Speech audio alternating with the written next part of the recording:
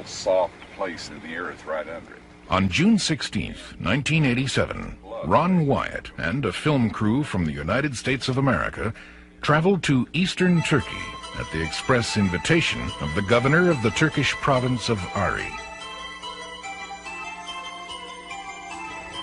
The purpose of this expedition was to participate in and film a ceremony which memorialized and commemorated a site located on Cessna Dog Mountain, known locally as Doomsday Mountain, as the landing site of Noah's Ark. The ceremony was the culmination of 10 years of meticulous, painstaking, often dangerous research by Ron and his associates.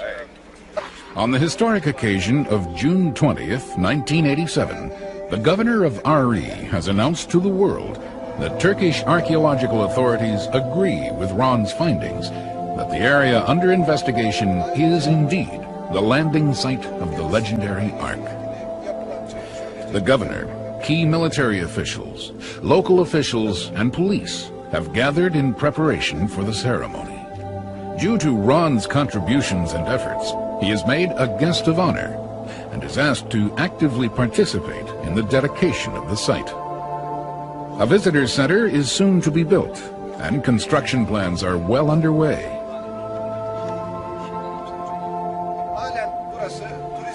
As the governor completes the dedication speech, the ceremony is completed with the holy sacrifice of a lamb. As each participant shovels commemorative concrete into the first footing, a prayer is said for the lamb's blood to cleanse the earth and keep the area free from evil.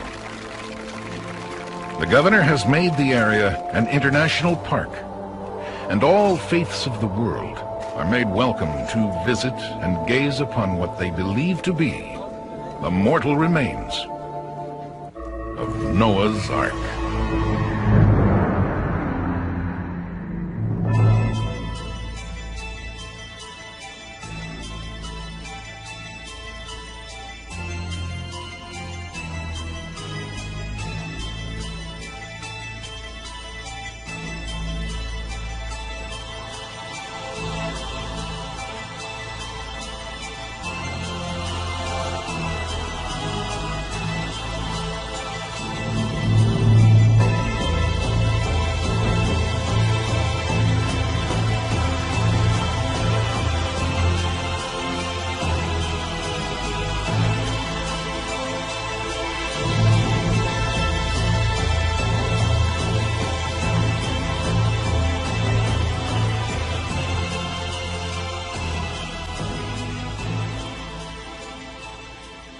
This saga began in 1977, when Ron began investigating a mysterious boat-shaped object which had been aerially photographed by a Turkish Air Force reconnaissance pilot while on a routine photo survey mission.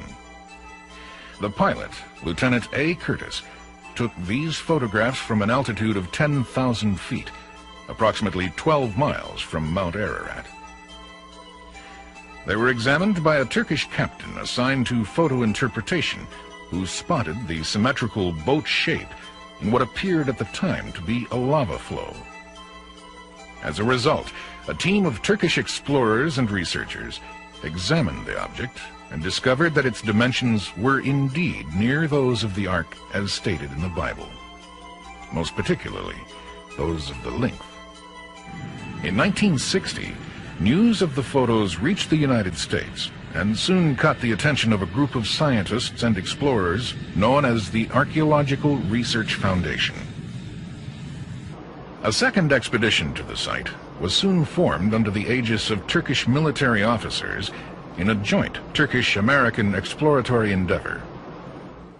Included in the American team was businessman Wilbur Bishop, who provided this footage of the 1960 expedition. The trip to Dogabazit started, of course, in Ankara.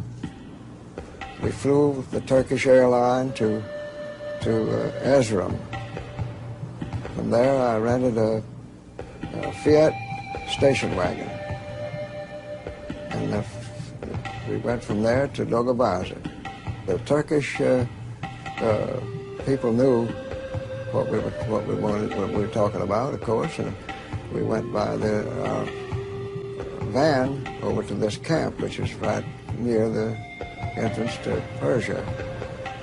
And there we rode horseback over to the site. The American team journeyed to the site accompanied by the Turkish soldiers. Upon reaching the site, Wilbur gives us the team's reactions concerning the first viewing of the object. Well, we got off of the horses and you looked down and see it right from there. We was about, I guess, 500 feet from the side of the hill. We walked down from there. We had to jump several crevices in the earth from the earthquakes that had happened. All of us thought it was a boat. So we left when we didn't find any timber or anything. Well, we figured it wasn't there. Also with the American team was Dr. Arthur Brandenberger, a stereophotogrammetry expert. After studying the object and comparing the measurements to those in the aerial photos, he was quoted as saying, "I have no doubt at all that the object is a ship. In my entire career, I have never seen an object like this on a stereo photo." However, the rest of the team aren't convinced. So, due to the lack of finding evidence to match their hopes and expectations, they prepare to blow a hole in the side of the object. Of course, we took a movie of trying to explode part of it out. I asked the Colonel Backel if he had some dynamite. He says, "No, but we got plenty of black powder." And so I told him, "Go get it." And we got it and blew the hole in, and later I found out now that was one of the timbers was right there, but we didn't recognize it. The team sets the explosive and, following the blast, still finds nothing that they recognize as evidence which would convince them or others that the ship-shaped object is the fabled Ark. Again, finding nothing to bolster their waning enthusiasm, they abandon their quest and the site and return home.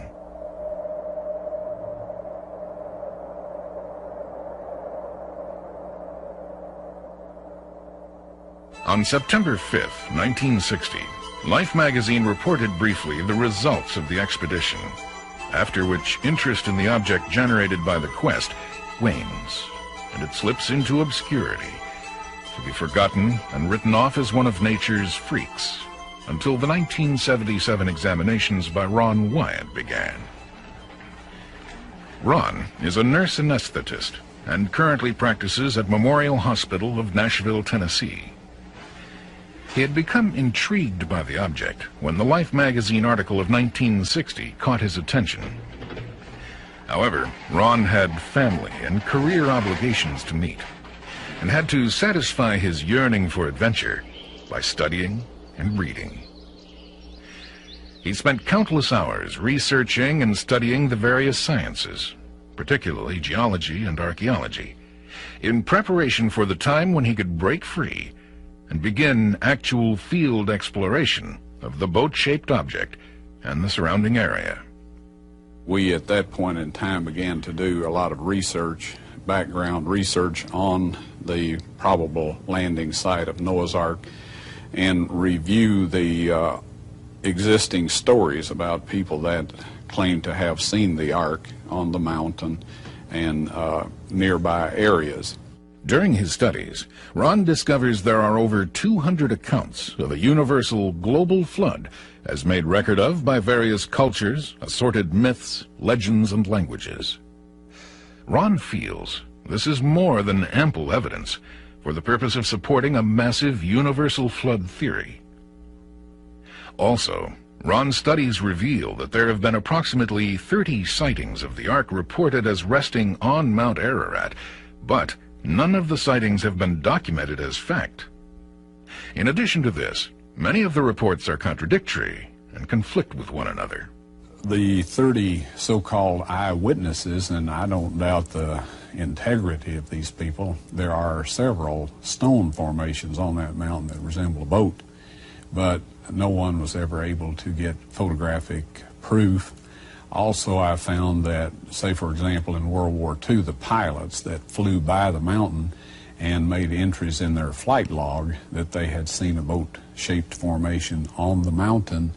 They said that the boat-shaped formation was on the southeast face of the mountain. The person that wrote this, or quoted this in his book, said that the log stated it was on the northwest face of the mountain.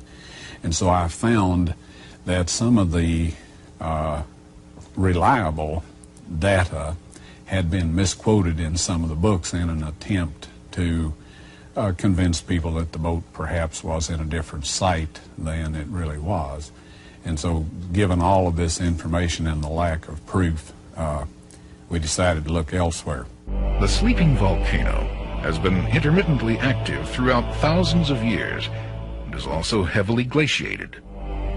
Ron can't see how a wood structure could have possibly survived on a mountain that has constantly been scoured by lava and glaciers for over 5,000 years. During his studies, he makes note of the fact that not one well-documented source states specifically that the ark came to rest precisely on Mount Ararat. However, the Bible does state in Genesis 8:4 that the ark came to rest in the mountains, that's plural, mountains of Ararat. Could it be that the ark came to rest on a smaller sister mountain of Ararat proper? Have well-intending prior expeditions searched Ararat only because it is the highest point in the area, and as a result, overlooked and neglected other possible landing sites of the ark? Point by point, Ron begins to build a case for the possibility of the ark not being on Mount Ararat proper. Due to these conclusions drawn from his extensive research, he is more intrigued than ever concerning the possibilities of the site, which was explored and summarily abandoned by the 1960 expedition.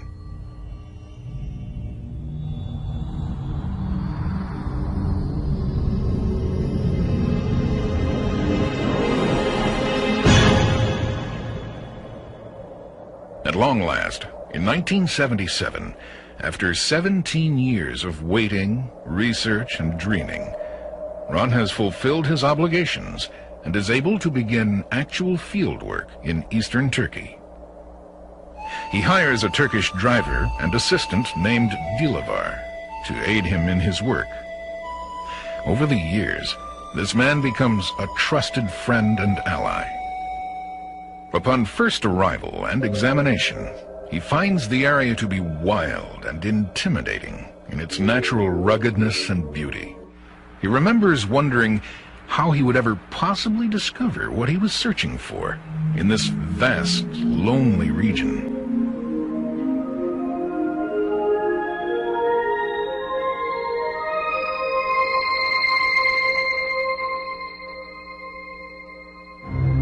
The country is immense, its wide, expansive vistas, and Ron finds it to be rich in geologic history. The area is also blessed with the wealth of many wondrous relics from antiquity and treasures from civilizations past. One soon becomes enchanted by the natural beauty of the region and develops a sense of being lost in time. In determining precisely where to begin his investigations, Ron approaches the matter differently than his ark-hunting predecessors. Instead of focusing his search on Mount Ararat, he began with a broader scope of vision. He feels strongly that an occasion as momentous as the landfall of Noah's Ark would be made record of in history and ancient legend by local inhabitants of the region. His insight and intuition were to pay off handsomely. He began by visiting and talking to villagers in the general proximity of the boat-shaped object. After several days of becoming acquainted with them and earning their trust, he gets the needed directions to the general area he has awaited so long to visit. At long last, here is the object which has held his fascination for so many years.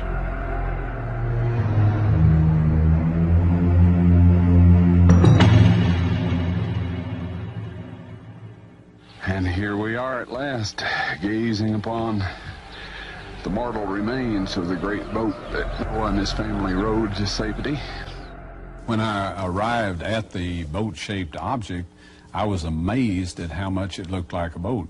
If you've ever seen a boat that had a hole in it and had partially sunk down to where just the railings of the boat were above the water, this is exactly what I saw sitting out there on that mountainside.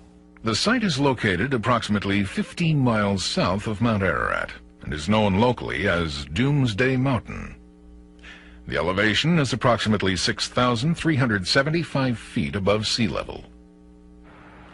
Ron takes the dimensions of the object and finds it to be approximately 515 feet in length.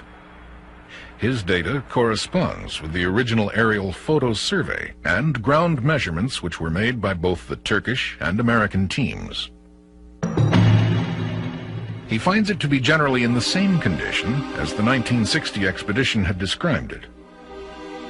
The object appeared as a long, boat-shaped semi-oval with a mound in the center having 20-foot-high earth-packed rims.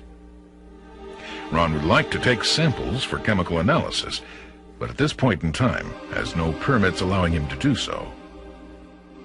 Although no conclusive evidence, other than the dimensions and obvious boat shape concerning the object possibly being the Ark, can be drawn from this first encounter, Ron is determined to return at a later time if and when he can get a permit to excavate. He feels strongly, intuitively, that there is much more here to be learned. However, Ron has made note of the fact that the strata where the object rests is sedimentary Cretaceous water-laid rock. This is an important point for purposes of documenting this area as the possible landing site of the Ark. As Ron continues his search for possible signs and traces of the legendary ship, he continues to befriend and talk to the villagers of the area. As he does so, more mysteries of the region begin to unfold. These people live today as they have for generations past. They tend their flocks of sheep and cattle and wander through their respective territories from season to season in a timeless ritual as a means for survival. They are a hardy breed of people and manage to survive in one of the harshest environments on the planet. They live in a rugged, unforgiving land that is both cruel and inhospitable. It is riddled with major earthquakes and has major unpredictable cold and hot spells during summer and winter. During winter, wolves freely roam the countryside, and there are massive avalanches. In summer, it is hot and arid, and sudden deadly windstorms arise. As illustrated here, one can see large clouds of dust from a windstorm moving and crawling like wraiths over the huge black lava beds at the base of Ararat.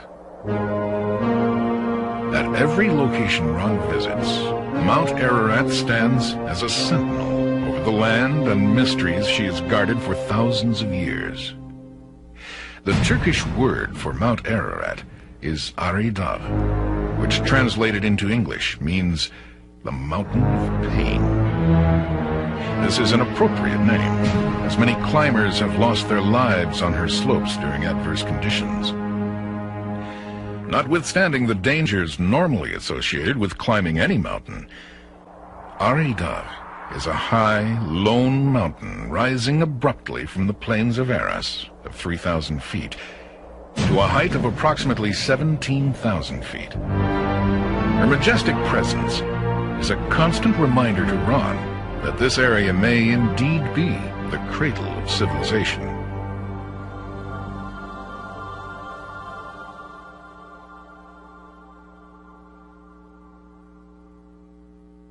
The thunder from lightning on Ararat is not the only thunder this captivating region has known.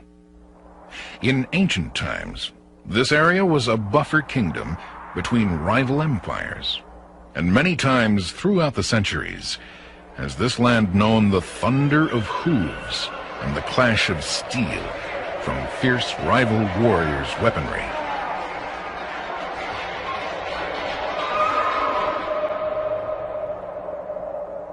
The local villagers who have come to know and trust Ron are familiar with every stone, boulder, and canyon of their land.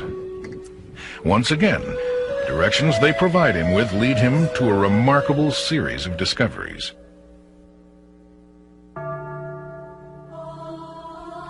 He finds 3 massive anchor-type stones, all approximately 8 feet high and weighing several tons each. All are similar in proportion and design, and have 8 distinct crosses, which are carved in the stone in a pattern which Ron and other experts believe refer to the 8 survivors of the flood. The placing and alignment on the stones tell of their relationship to Noah and one another. This is called an iconographic representation. Ron elaborates. Like all the other grave markers in this area, the Valley of the Eight, this marker once had 8 crosses. Now these are a beautiful representation of the ornate Byzantine cross dating back to approximately the 3rd century AD. The large cross representing Noah is especially ornate. The one representing his wife is quite a beautiful design. Now we have the matched pairing here, the eldest son and his wife. These crosses are of the ornate style. We have this cross here that represents one of the sons beyond the first son, and it matches with this one. Up here we have the representation of the other son, but the representation, or the cross representing his wife, is missing and apparently got broken away over the years. The alignment of these stones tell us the direction from which the boat came as it approached and the mountain that it landed on. One of these stones is approximately a quarter of a mile from the boat itself.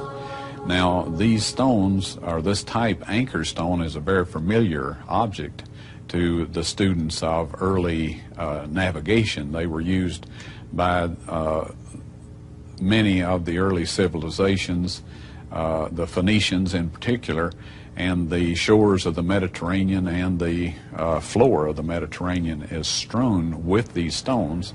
The difference that becomes obvious immediately is the difference in size. These giant pierced stones are similar to ancient anchor stones used in the Mediterranean for centuries and millennia. These pierced stones are like the large Bronze Age stone anchors from the Mediterranean. Tall, broad when viewed from the side, thin when viewed edgewise or end-on, tapered towards the top, and have rope holes at their upper ends. On all of these counts, therefore, they qualify quite readily as fitting the picture of stone anchors as Ron originally identified them. Only in size or scale do these stones differ significantly from their considerably smaller Mediterranean counterparts.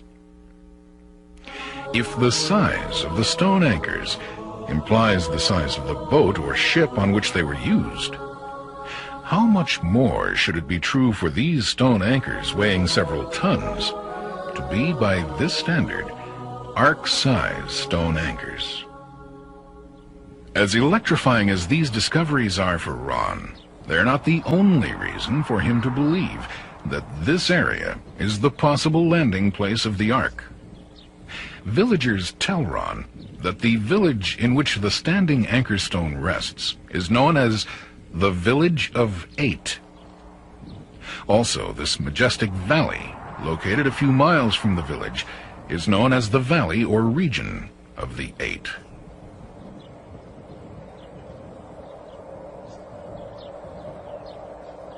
None of the inhabitants of this region know how these names came to be. They've been passed down from generation to generation. Again, he clearly finds reference to the 8 survivors of the flood. Here is another strong indication to Ron that someone from antiquity has left record of the landing place and survival of Noah and his family within this mystical and enchanting region.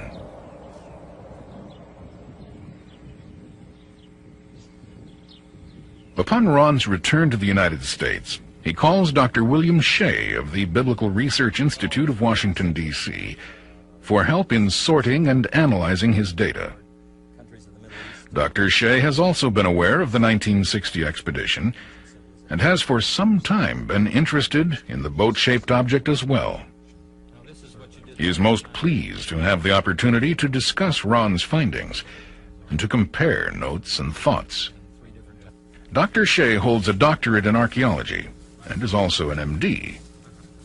He has had over 130 professional papers published worldwide, has taught Old Testament history at Andrews University, and is an acknowledged expert in his field. I've never measured the exact distance, but if you stand on the object, you can see Mount Ararat in the near foreground. Mount Ararat is a very beautiful and very interesting mountain, but it has certain drawbacks when you think of the flood story in the Bible. Mount Ararat is a volcanic peak over 16,000 feet high. If you think about the Ark coming to land on a volcanic mountain, that's not a very propitious spot for it to be salvaged if you're going to find any remains. In fact, some of my friends who have been working on that particular mountain have been working on the northwest face where there's the Great Ahura Gorge. Now that blew out in historical times, and it seems like to me that would be the very worst place to have a preserved remnants of the Ark. So on the other hand, the site that we've been talking about in the mountains across the valley, those are sedimentary rocks. They're not volcanic rocks, sedimentary rocks, water-laid rocks, the type of rocks that one would expect from flood activity. Another thing about Mount Ararat is that it's a glacial-covered mountain peak. I don't know the exact dimensions, and it varies according to the weather, of course. The glaciers shrink back in the summertime and they extend in the wintertime. But several thousand feet of the mountain's top are covered with glaciers, and these glaciers, of course, scour the rock of the mountainside. So if you had an ark-shaped object up there, it would suffer from the same damage that the scouring of the rock would suffer from. Now, the formation that we have, as it's been surveyed both from aerial photographs and on the ground, it's been measured both ways, is 150 meters long, or almost 500 feet. If you take that long Egyptian cubit, assuming Moses is the author of the account, or the transmitter of the account, and apply that standard of measurement, it is interesting that this formation, either in the photographs or on the ground, has measured to essentially what would be 300 cubits long. Now that's a remarkable correspondence. It's not 500 cubits, it's not 150 cubits, it just happens to be 300 cubits long. And the biblical story just happens to record the length of the ark as 300 cubits long.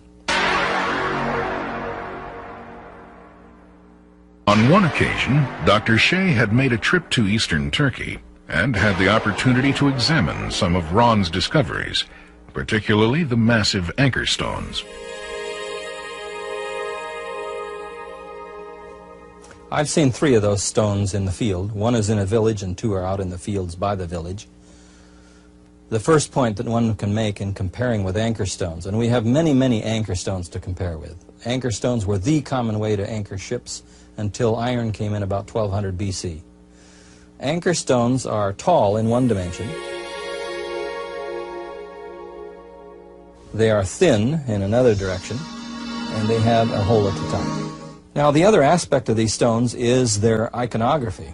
Somebody has carved some signs into them, as you can see from this one right here. The large cross in the center would be Noah. The medium-sized cross to the right and below would represent Noah's wife. 3 of the crosses up one side, above the arm of the cross, the major cross, would represent Noah's sons. The other 3 crosses up the other side would represent the wives of Noah's sons. There's exactly 8 crosses. There are 8 people in the flood story, and these are engraved upon stones that look very much like anchor type of stones. These are Christian crosses, but they indicate that the people who put those crosses on these stones saw some type of connection between these particular stones and the idea of Noah and the ark and the 8 people that were in the ark according to the biblical record. Now these stones are very unusual and irregular in that they are not near any normal natural body of water. It seems evident to me that somebody either wanted to depict something like an anchor stone or actually used an anchor stone in this area. And yet the nearest bodies of water are 75 miles to the southwest and 100 miles to the north. No normal, natural, reasonable explanation for why anchor stones would be used in this particular area. Ron and Bill agree that much progress has been made on Ron's first foray into the field. Due to the success of the trip and the strength of the discoveries made, Ron feels more strongly than ever that he is on the verge of a major breakthrough. As he reviews his data, the boat-shaped object continues to haunt him as it has for the past 17 years. Then, unexpectedly, a most surprising and fortuitous event takes place.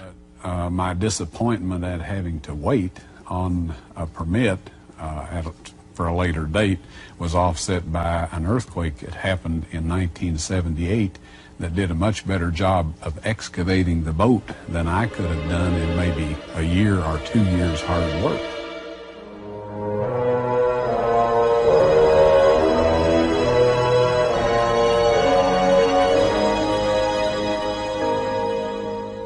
Ron is not prepared for the sight he's seeing. The earthquake has dropped the earth from around the sides of the remains, and the formation is now completely exposed. There, at 6,300 feet above sea level, in the mountains of Ararat, lies what appears to be the hull of a massive, ancient, man-made ship. The sides of the object are now clearly exposed, and the outline of the hull of a ship is now evident and clearly visible.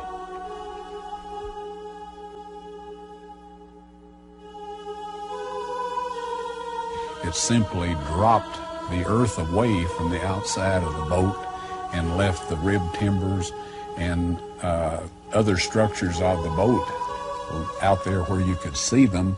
Also, there was a vertical split right down the center of the boat, which enabled me to measure the depth of the boat, plus get good, clean, fresh sample material out of there to have analyzed to tell us more about the chemical composition of the boat. These 2 photos, post and pre-quake, give one an idea of the extent of nature's timely excavation job. The photo at left was taken in 1960 by the first party to examine the object.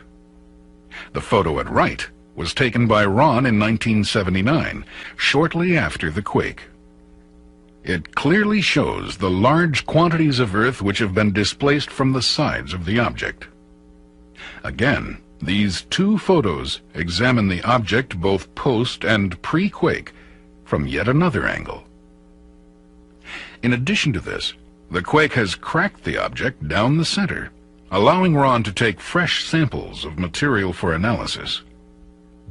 He also takes samples from around the object in order to compare the 2 for possible significant differences. Immediately upon Ron's return to the United States, he rushes the samples to Galbraith Labs of Knoxville, Tennessee for breakdown and analysis. The results are electrifying. Not only is there high carbon content, as in long decayed ancient wood, there are also traces of metal. Here are the first definite positive signs that the object is not just a natural phenomenon, but indeed may be man-made. Soil samples have been taken from the formation on 2 different occasions, in 1979 and again in 1984. It's the 1979 samples that first gave the clue that there is a distinct difference in the amount of carbon in the formation as opposed to the field outside of the formation. I have the reports here, and if there was wood in this formation, that kind of a reading with 5% of carbon content would point to it. That's the kind of reading you would expect to get from the decayed wood. Once we became aware that there were concentrations of metal in this boat formation, that were associated with what appeared to be structural remains. The next obvious step was to investigate the site with the use of metal detectors. We set up a expedition with permit to go out with 4 types of metal detection equipment, and with this we carefully surveyed the boat, and we laid out survey tape on top of the ground or on top of the formation to indicate the position of the metal patterns in the boat. Included in the expedition of Ron and 4 other specialists was Dr. John Baumgartner, a physicist from Los Alamos National Laboratories of Los Alamos, New Mexico. Using 3 types of sophisticated metal detection devices, they began to lay down colored survey ribbons in correlation with the metal detection readings on both the tops and sides of the boat-shaped object. Slowly, a pattern with regular features begins to emerge. The pattern reveals the form of a symmetrical internal subsurface structure of massive proportions. In August of 1984, this is really the next new step in the study of this formation. You could call the year from August of 84 to August of 85 the year of the metal detector, because he took a metal detector went over the formation, and first of all, he got positive readings from his metal detector. Second, as he studied it more with his metal detector, the readings not only showed some reading, but it showed readings in patterns. Now, during that year, from August of 84 to August of 85, he and several other co-workers went over that formation with 3 different types of metal detectors, as I understand it. And the results with all 3 different types of metal detectors were consistent, and they did indeed give a pattern as they laid out strips, which show you some of the patterns that they got. Now, they also got crosswise patterns and in a lengthwise patterning, and this was first discovered with the metal detectors.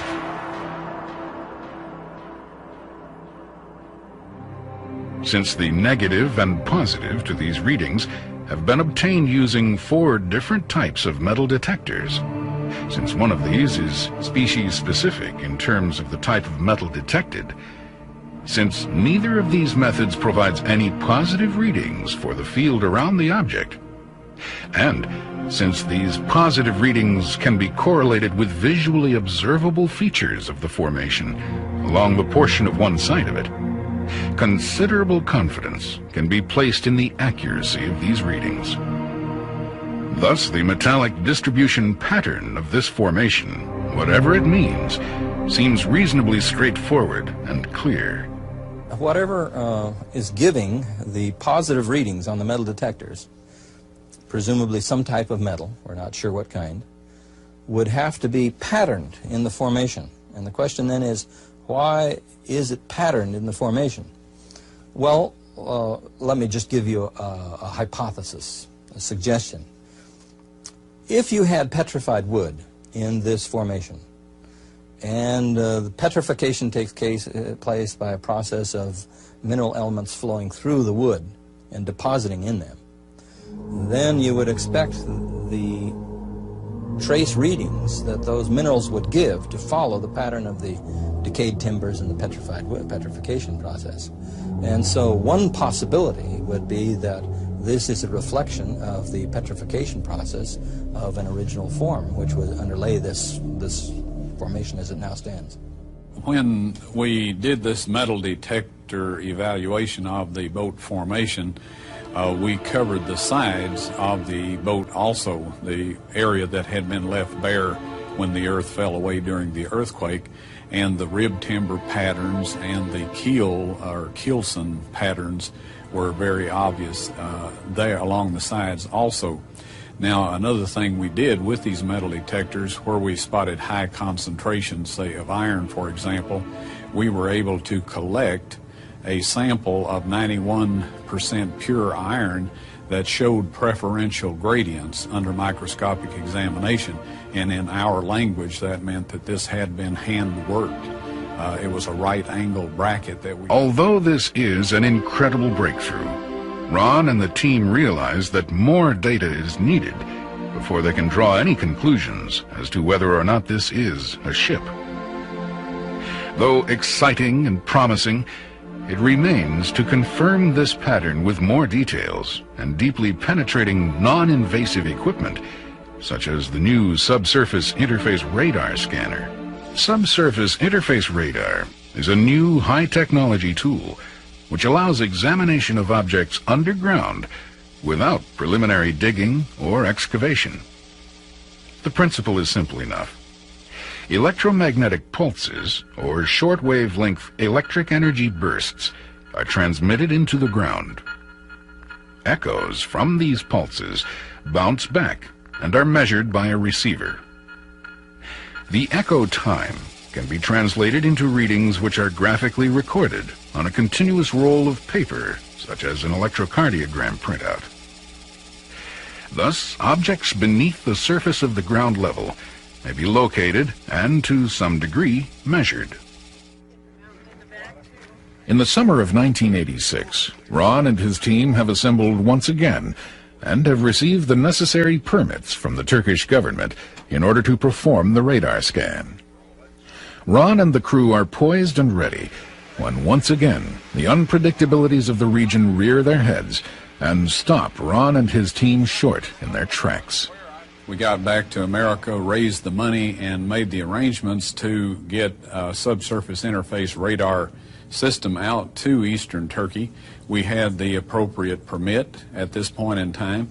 Now, we had been informed that we were in some danger of terrorists attacking us or taking us hostage. And in the light of this, the Turkish government provided a group of 30 commandos that accompanied us out to the boat formation each day, and they would go out and hide themselves in the crevices, canyons and whatnot around the boat site.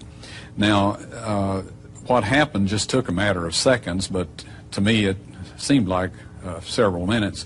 Our Turkish commandos just rose up literally from the earth where they had been hiding and decimated these terrorists with automatic gunfire.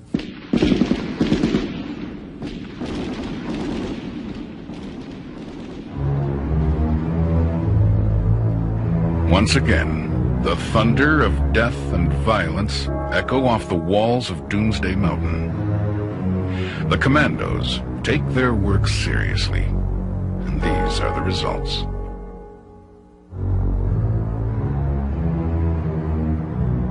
Out of necessity, the laws of these lands are harsh and strict, and these terrorists' guns are silenced forever.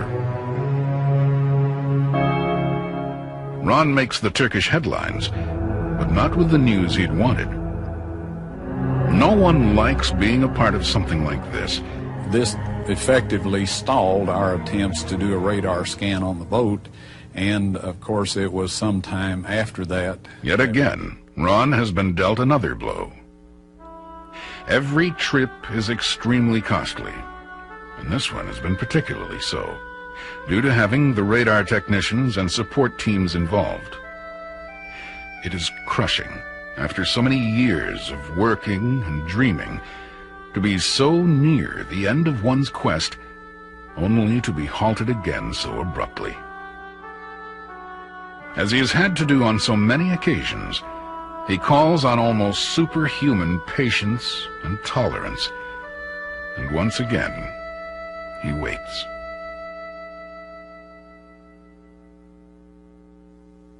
Ron's patience and willingness to persevere pay off. In August 1985, he receives the necessary permits and clearance to perform the radar examinations. At long last, they perform the scan, and the results are stunning. Before their very eyes, the machine tells the story of what lies beneath the surface of the object. There are massive keelsons, deck timbers, open chambers, gunnels, and other various configurations which Ron and other specialists believe identifies the object as the remains of an ancient man-made ship. Basically, the radar scans show the same thing that the metal detector scans did, only with more detail. They show there's a pattern. They show there's a pattern of linear lines, there's a pattern of cross lines, and there's a pattern of even distribution to these lines in both directions. Now that's precisely what you would expect out of the remains of a ship-type object, because you would have a keel, you would have parallel lines which would be keelsons, and you would have the transverse lines which would be bulkheads and other reinforcing of the ship.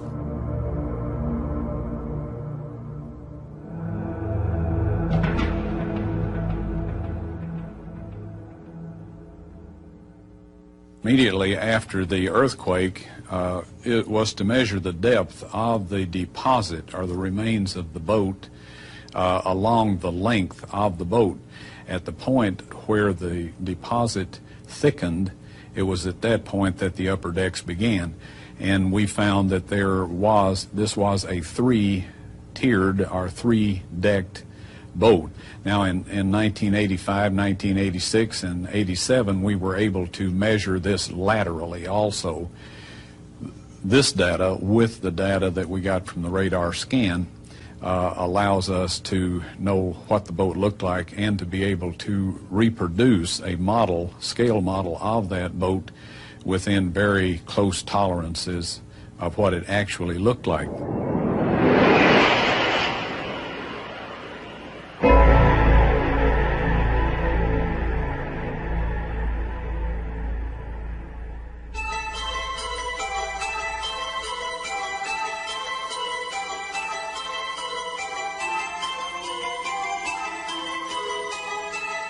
After consulting computer specialists and careful, detailed review of years of research and combined data, Ron constructs a scale model of what his data tells him the Ark resembled.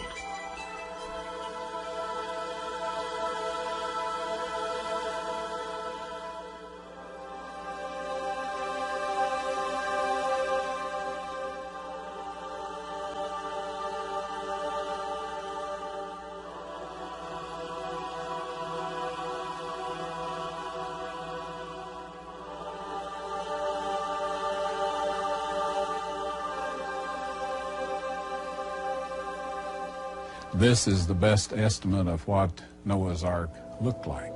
And we've designed this so that we can take it apart and show you what the inside looked like.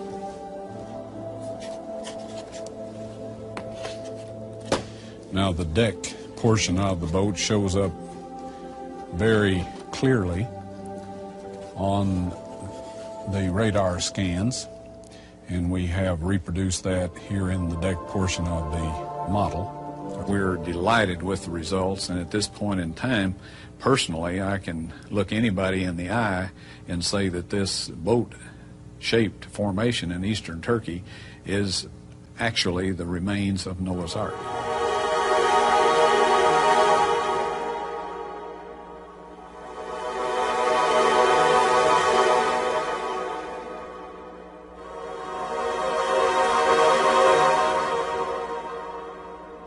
We've gone about as far as we can go in surface survey work and even scanning work. There are other types of scans that could be done. I don't know that it would be that helpful really to get more scans. What we really need now is excavation. But I would say that each one of these positive steps does point directly identifying this formation as containing remains of Noah's Ark, but the final proof of the pudding ultimately must come from excavation.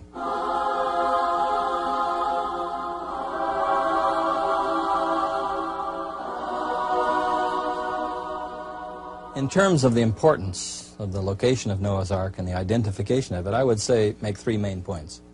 First of all, as one goes through the history of the human race in the Bible, this stands as an important historical event, a very transitional event. It's an event that divides two eras in biblical history. So just in terms of history of the race, it's an important event. Second, I would say that it will have far-reaching implications in the realms of both science and history. Obviously, some scientific theories are going to have to be revised if we really have found a boat-shaped formation from Diluvian times at the 6,300-foot level in these mountains in eastern Turkey.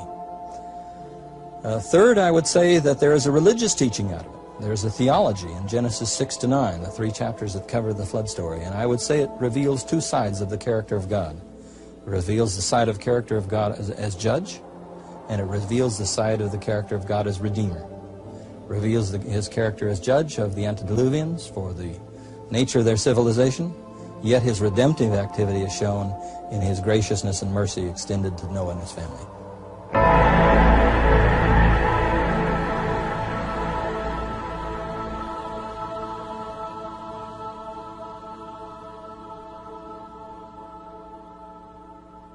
Why do explorers risk their lives searching for the remains of the Ark?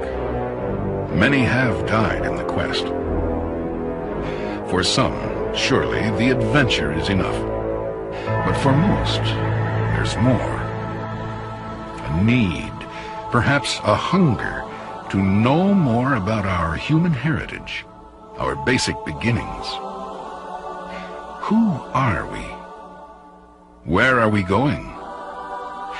Where do we come from? Do these captivating regions hold the secrets to our earliest beginnings as a race? Is this indeed the cradle of all civilization? What do these discoveries mean? Are they clues to the final answers to the questions of the birth of the human race? And if not, what is this mysterious ship-shaped object located 6,300 feet above sea level in the mountains of Ararat? Ron thinks he knows some of the answers.